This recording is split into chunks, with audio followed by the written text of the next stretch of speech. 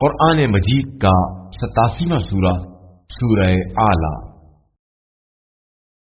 شروع نام سے اللہ کے جو بڑا مہربان نہایت رحم کرنے والا ہے۔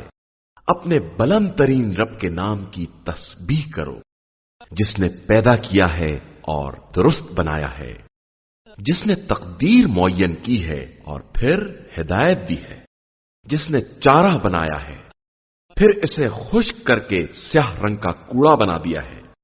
ہم عنقریب تمہیں اس طرح پڑھائیں گے کہ بھول نہ سکو گے، مگر یہ کہ خدا ہی چاہے کہ وہ ہر ظاہر اور مخفی رہنے والی چیز کو جانتا ہے، اور ہم تم کو آسان راستے کی توفیق دیں گے، لہذا لوگوں کو سمجھاؤ اگر سمجھانے کا فائدہ ہو۔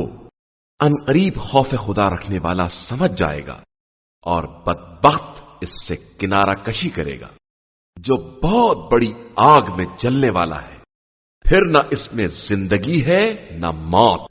بے شک پاکیزہ رہنے والا کامیاب ہو گیا، جس نے اپنے رب کے نام کی تسبیح کی اور پھر نماز پڑھی۔